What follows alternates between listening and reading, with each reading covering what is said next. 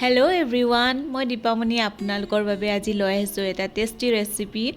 আমাৰ মিচিং জনজাতিসকলৰ প্ৰিয় এবিধ আঞ্জা। আৰু ভিডিঅ'টো শেষলৈকে চাই থাকিব। যদি ভাল পায় লাইক কমেণ্ট আৰু শ্বেয়াৰ কৰি দিব। তাৰ বাবে লাগিব এয়া কলডিলখিনি প্ৰথমতে এনেদৰে কাটি ল'ম সৰু সৰুকৈ মিহি মিহিকৈ। আৰু আপোনালোকে মন কৰিব এই পানীখিনিত নিমখ আৰু হালধি অকণমান দি এনেদৰে কাটিলে আপোনাৰ হাতখনত মানে ক'লা পৰি নাযায়, চেকা লাগি নাযায়। সেইকাৰণে অকণমান এনেকৈ কাটি থৈ দিলোঁ। আৰু এই আঞ্জাখিনি ৰান্ধিবলৈ যি যি প্ৰয়োজন হ'ব মা মছলাখিনি এতিয়া মই সাজু কৰি ল'ম। প্ৰথমতে মই এনেদৰে গোটেই বস্তুখিনি যোগাৰ কৰি লওঁ, তেতিয়া ৰান্ধিবলৈ সুবিধা হয়। তাৰ বাবে লৈছোঁ এয়া মচুৰ দালি তিয়াই থৈছোঁ, আৰু পিঁয়াজ, আদা নহৰু, কেঁচা জলকীয়া, আলু এটা বা দুটা, আপোনালোকে আলু স্কিপো কৰিব পাৰে যাৰ চুগাৰ পেচেণ্ট হয়। আৰু মছলাৰ নামত আপোনালোকে পাঁচফোৰণ, গোটা জালুক, জিৰা গুড়ি, ধনিয়া গুড়ি আৰু হালধি, ইমানেই। আৰু বাকী একো মছলা ব্যৱহাৰ নকৰোঁ। মই পেকেট মছলাৰ কথা কৈছোঁ। আৰু আমাৰ ঘৰত প্ৰায় পেকেট মছলা কমেই ব্যৱহাৰ হয়। ইয়াৰ প্ৰথমে মই আদা নহৰুখিনি খুন্দি ল'লোঁ এনেদৰে, আৰু লগতে কেঁচা জলকীয়া এটাও খুন্দি দিছোঁ। আপুনি জলকীয়া নিজৰ হিচাপত দিব পাৰিব। মোৰ যিহেতু ছোৱালীও খাব এই আঞ্জা, সেইকাৰণে মই বেছি দিয়া নাই। আৰু এইফালে পিঁয়াজখিনি মই কাটি ল'লোঁ, আলুটো 4 ফাল কৰি ল'লোঁ।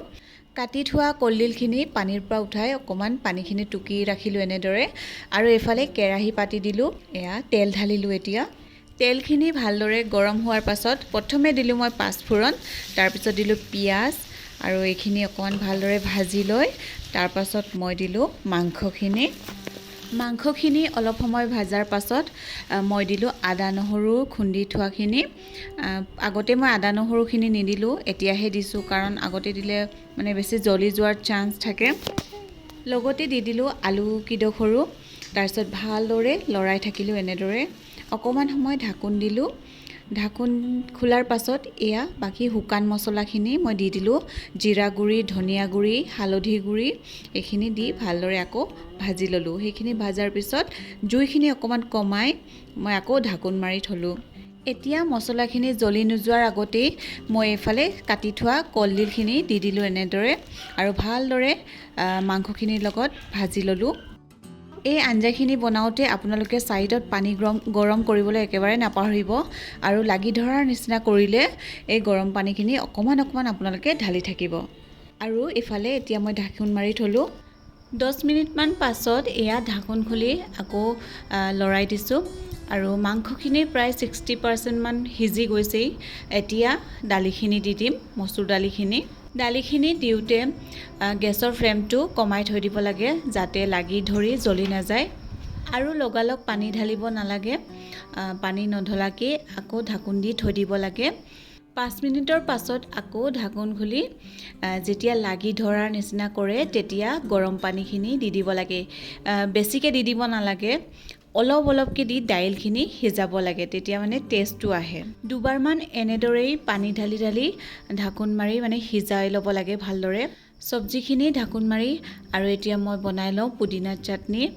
পুদিনা চাটনিটো সকলোৱে ভাল পায় আৰু সকলোৱে জানে কেনেদৰে বনায়। ঠিক ময়ো তেনেদৰে বনাইছোঁ। আৰু এয়া চাওক, গোটেইখিনি প্ৰায় সিজিলেই। আৰু এতিয়া ফাইনেলি যিমানখিনি পানীৰ প্ৰয়োজন সিমানখিনি ঢালি দিলোঁ, আৰু 10 মিনিটৰ কাৰণে ঢাকোন মাৰি থৈ দিলোঁ। আৰু একেবাৰে শেষত জালুক আৰু কেঁচা জলকীয়া পিহি দিবলৈ নাপাহৰিব। আঞ্জাখিনি বনোৱাৰ পাছত নিমখ হৈছেনে নাই লাষ্টত চেক কৰাটো বহুত দৰকাৰী হয়। আৰু মই টেষ্ট কৰি চালোঁ, আৰু নিমখ হোৱা নাছিলে, সেইকাৰণে অকণমান দি দিলোঁ। চব্জিখিনি বেছি ডাঠ হোৱা যেন লাগিলে সেইকাৰণে অকণমান পানী ঢালি দিলোঁ। আৰু এইফালেই পুদিনা চাটনি মোৰ ৰেডি হৈ গ'ল। আৰু একেবাৰে শেষত চাওক, কলডিল আৰু কুকুৰা মাংসৰ এই আঞ্জাবিধ কি সোৱাদ লগা হৈছে চাওকচোন। আৰু এনেদৰে কুকুৰা ঠেং খাই কাৰ কাৰ ভাল লাগে, চিকেন লেগ পিচ।